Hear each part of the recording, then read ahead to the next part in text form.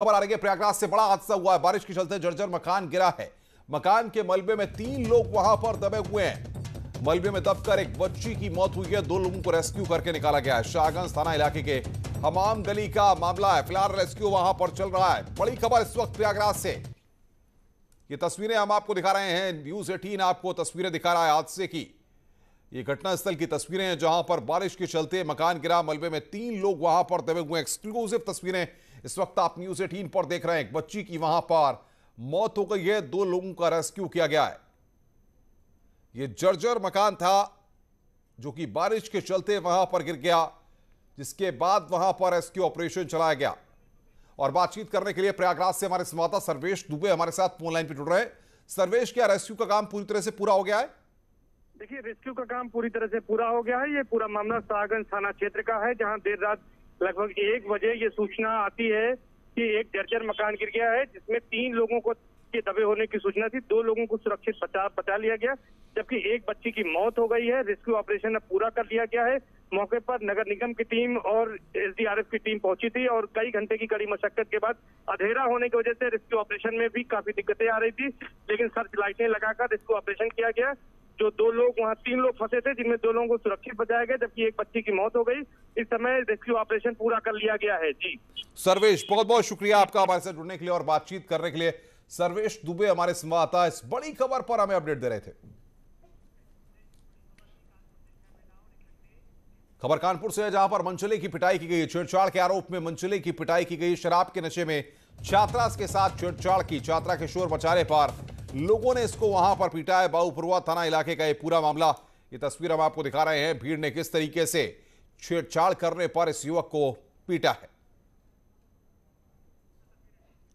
और ये तस्वीरें हम आपको रेड सर्किल करके वो दृश्य दिखाने की कोशिश कर रहे हैं आपको। बाबूपुरवा इलाके का ये पूरा मामला, जहां पर छेड़खानी करना इसको काफी महंगा पड़ गया और मनचले को भीड़ ने वहां पर बीच सड़क पर ही धुन दिया। छात्रा से वहां पर छेड़खानी कर रहा था और इसी को लेकर छात्रा ने जब शोर मचाया, उसके बाद इसको लोगों ने पकड़ लिया और वहीं पर इसकी पिटाई शुरू कर दी। बीच सड़क पर ही दे दनादन शुरू हो गया। और कानपुर से इस वक्त एक और बड़ी खबर आ रही है। 2 पक्षों में पथराव हुआ है। मामूली विवाद पर पड़ोसियों के बीच पथराव हुआ है। गोविंद नगर थाना इलाके के महादेव नगर का यह पूरा मामला है। विवाद के बाद 2 पक्षों में पथराव हुआ है। तस्वीरें हम आपकी स्क्रीन पर आपको दिखा रहे हैं। कानपुर की तस्वीरें, जहां पर मामूली सा विवाद था और इसी के बीच पड़ोसियों के साथ विवाद होता है और पथराव शुरू हो जाता है। गोविंद नगर थाना इलाके के महादेव नगर का यह पूरा मामला। एक्सक्लूसिव तस्वीरें न्यूज 18 आपको दिखा रहा है। विवाद के बाद दोनों पक्षों में वहां पर पथराव होता है। फिलहाल स्थिति पर कानपुर पुलिस नजर बनाए हुए है।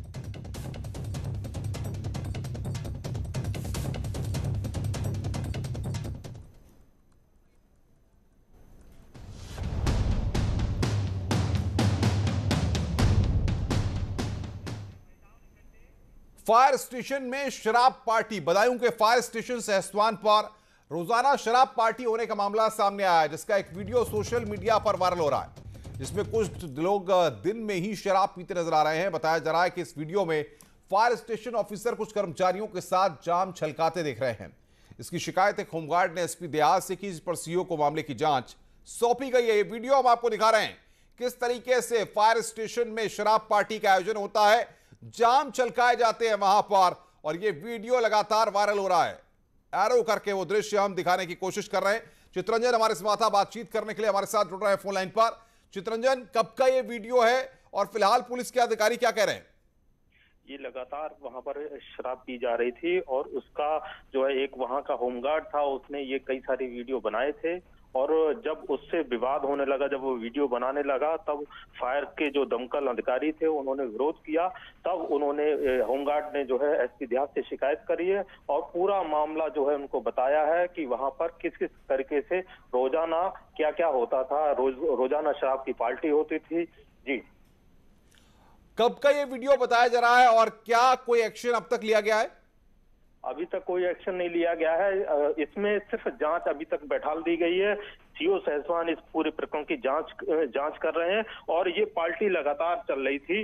ये उसने होमगार्ड ने लगातार बताया है कि यहाँ पर दमकल का जो ऑफिस था वहां पर लगातार यहाँ पर शराब पार्टी होती थी। जी, क्या बाहर के लोग भी इस पार्टी में आते थे या फिर फायर विभाग के ही लोग वहां पर इस पार्टी में शामिल होते थे? इसमें ये जो फायर विभाग के जो अधिकारी हैं, वो जो कर्मचारी थे, वो सारे लोग इस पार्टी में शामिल होते थे और लगातार शराब आती थी और शराब का सेवन होता था। बिल्कुल चितरंजन, बहुत बहुत शुक्रिया आपका हमारे साथ जुड़ने के लिए और अपडेट देने के लिए। चितरंजन हमारे संवाददाता इस खबर पर हमें जानकारी दे रहे थे। बड़ी खबर आ रही है बहराइच से, जहां पर रफ्तार का कहर देखने को मिला। तेज रफ्तार बेकाबू कार पेड़ से टकराई है।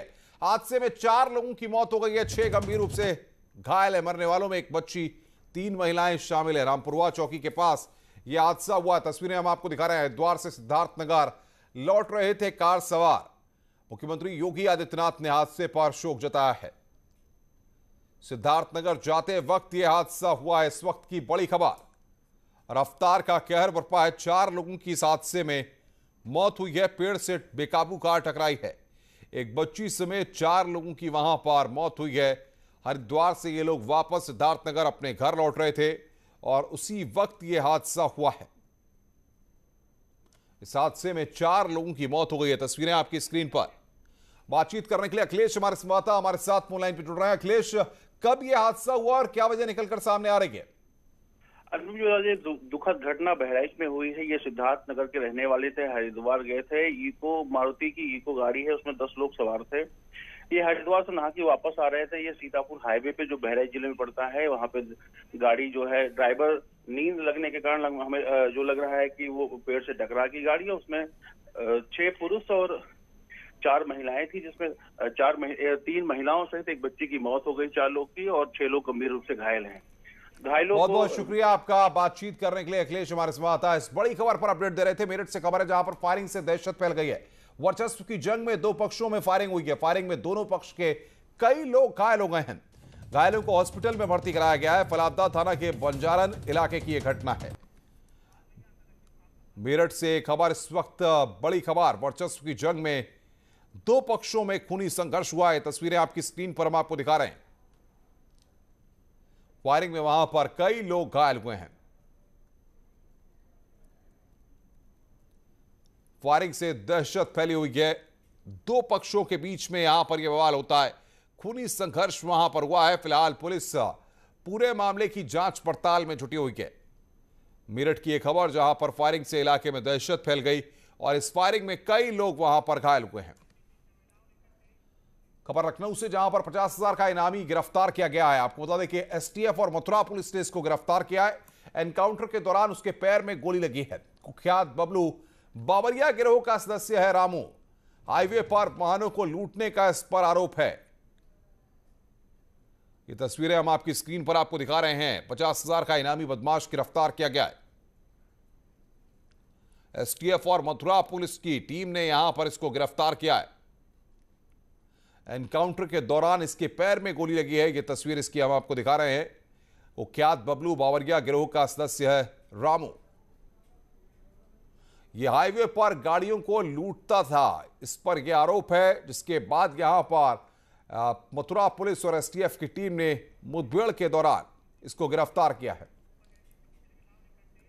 वहीं हापुड़ में गौ तस्करों के साथ मुठभेड़ हुई है। पुलिस की गौ तस्करों के साथ मुठभेड़ हुई है। गौ तस्कर गोली लगने से घायल हो गया। 2 तस्कर अंधेरे का फायदा उठाकर मौके से फरार हो गए। तस्कर के पास से कार और अवैध हथियार बरामद किया गया है। हापुड़ से खबर, जहां पर पुलिस की गौ तस्करों के साथ मुठभेड़ हुई है। तस्वीरें आपकी स्क्रीन पर। पुलिस लगातार गौ तस्करों के पीछे पड़ी हुई थी और ऐसे में यहां पर एक गौ तस्कर पुलिस की मुठभेड़ में गोली लगने से घायल हो गया। मौके से 2 तस्कर अंधेरे का फायदा उठाकर फरार हो गए, जिनकी तलाश में पुलिस लगातार जुटी हुई है।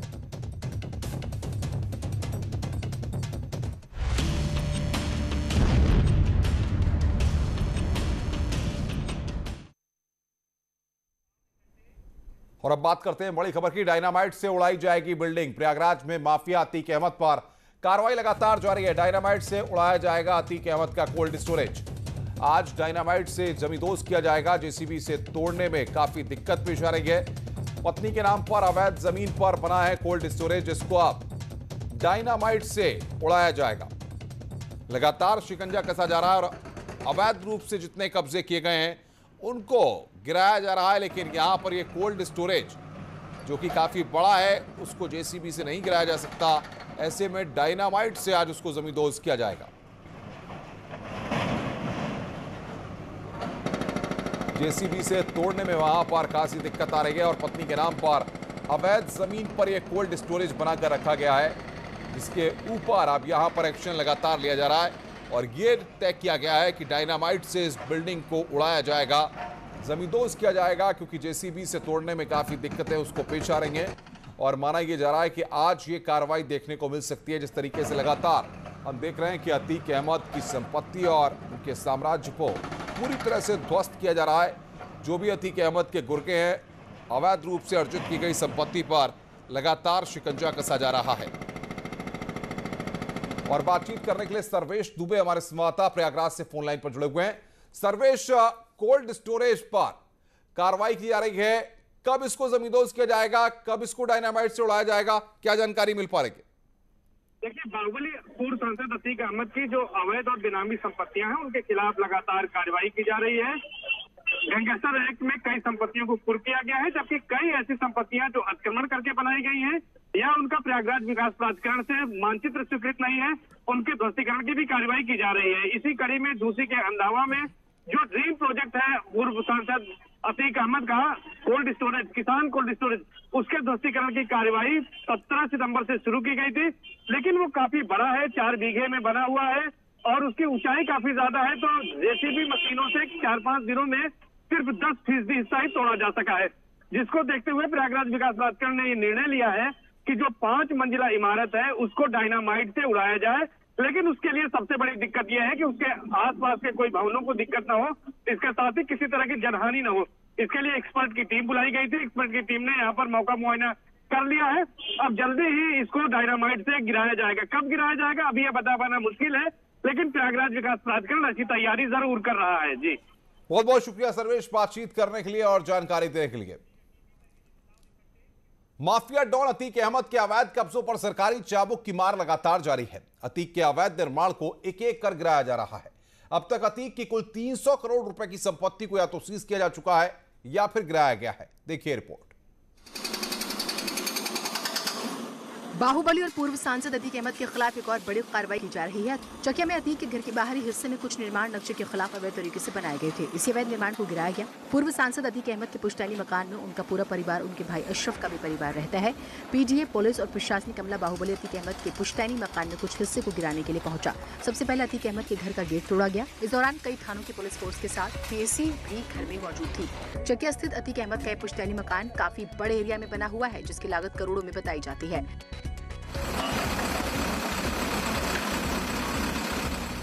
अब तक बाहुबली पूर्व सांसद अतीक अहमद की 1 दर्जन से ज्यादा संपत्तियों को कुर्क किया गया है। इसके साथ ही कई संपत्तियों को बुलडोजर चलाकर जमींदोज किया गया।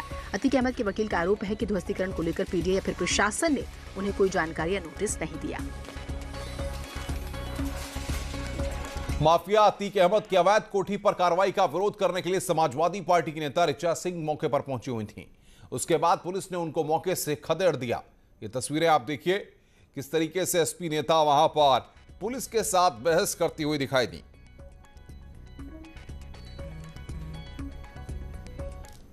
इससे पहले माफियाओं के खिलाफ सरकार ने बड़ा शिकंजा कसा है। एक साथ प्रशासन ने लखनऊ में माफियाओं के जुड़े कई ठिकानों पर छापा मारा।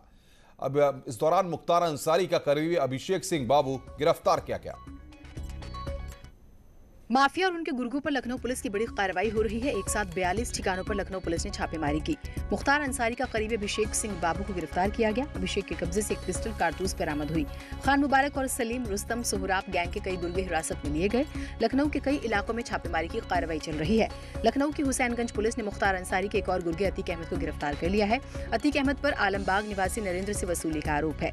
बीते शुक्रवार को गाजीपुर शहर कोतवाली ने मुख्तार की पत्नी अफसा अंसारी, साला सरजील रजा और अनवद शहजाद के खिलाफ गैंगस्टर एक्ट में वारंट जारी किया था। कुछ दिन पहले ही करोड़ों रुपए की अनाधिकृत जमीन से कब्जा हटवाने के बाद प्रशासन ने अंसारी की पत्नी और साले पर गैंगस्टर एक्ट की कार्रवाई की थी। अब तक मुख्तार अंसारी की मऊ, गाजीपुर और लखनऊ में स्थित 70 करोड़ से ज्यादा की अवैध संपत्ति को ध्वस्त किया गया। 41 करोड़ की आय वाले अवैध धंधों पर ताला लगा दिया गया। मुख्तार के गैंग में शामिल 97 लोगों को गिरफ्तार कर जेल भेज दिया गया। 75 अपराधियों पर गैंगस्टर एक्ट और 12 पर गुंडा एक्ट लगाया गया। मुख्तार अंसारी और उसके गैंग को दिए गए 75 शस्त्र लाइसेंस निरस्त कराए गए। स्वागत है। ब्रेक के बाद बड़ी खबर आ रही है, नहीं बचेंगे घोटालेबाज। लखनऊ से बड़ी खबर, सहकारिता विभाग भर्ती घोटाले में एफआईआर जल्द। मंत्री मोती सिंह के पत्र के बाद जांच में तेजी आई है। दोषियों पर जल्द दर्ज हो सकती है एफआईआर। अखिलेश शासनकाल में हुआ था भर्ती घोटाला। योगी सरकार ने इसकी एसआईटी जांच के आदेश दिए थे। माननीय मुख्यमंत्री जी, जीरो टॉलरेंस है भ्रष्टाचार के प्रति। और आप मानकर चलें कि 2012 और 2017 के बीच में जितनी भी भर्तियां हुई हैं सबकी जांच हो रही है। कोई एक भी नहीं बख्शा जाएगा। एसआईटी जांच हो रही और किसी एक को भी छोड़ा नहीं जाएगा। और बातचीत करने के लिए प्रशांत पांडे हमारे संवाददाता लखनऊ से हमारे साथ सीधे जुड़ रहे हैं। प्रशांत, कब तक ये कार्रवाई देखने को मिल सकती है और कब तक सरकार एक्शन ले सकती है? जी बिल्कुल, 2013 की ये भर्ती थी। इस भर्ती प्रक्रिया में देखा जाए तो कई नाम आ रहे हैं, जिसमें अगर बात की जाए तो उस समय के तत्कालीन एमडी एचडब्ल्यूसी की अगर बात की, राज भंडारण निगम की, ओंकार यादव के साथ में वर्तमान सचिव भूपेंद्र बिश्नोई की भूमिका पे बड़े सवाल उठाए जा रहे जो आरोपों के घेरे में है। इसमें वरुण मिश्रा का नाम, जो समय यहाँ तत्कालीन जीएम थे, साथ ही साथ उस समय के तत्कालीन जीएम और वर्तमान में यूपीआरएनएन के जो इस समय के एमडी हैं वो धीरेन्द्र वर्मा का नाम आ रहा है। इनके द्वारा यहाँ भर्ती में घोटाला किया। सबसे बड़ी भूमिका उस समय सचिव पद पर रहते हुए बिश्नोई के द्वारा की गई, भूपेंद्र कुमार के द्वारा। इनके द्वारा उस समय पे जो पद निकले थे उसके जो कंप्यूटर एजेंसी का चयन हुआ था, उन 96 पदों में उसको बीच में ही बिना अनुबंध और शासकीय अनुमति के उसको बाहर कर दिया गया और अपनी मनमाफी कंप्यूटर एजेंसी का चयन कर लिया गया। इसमें स्पष्ट रूप से जांच में भी ये बात निकल के सामने आई है कि कंप्यूटर एजेंसी के द्वारा व्यापक स्तर पर धांधली की गई, हेराफेरी की गई, ओएमआर शीट के साथ छेड़छाड़ की गई, जिसका नतीजतन ये हुआ कि 96 पदों पर जो विज्ञापन निकला था उसमें जो उनके चहीते थे वो वहां पर भर लिए गए और उसका नतीजा ये रहा कि उनकी डिग्री भी बनी थी। योगी सरकार के बाद में 5 को बाहर करा। एसआईटी जांच हो रही है। एसआईटी जांच में कई चीजें निकलकर सामने आएंगी। ऐसे में बड़ी मछलियां भी इसके शिकंजे में आ सकती हैं।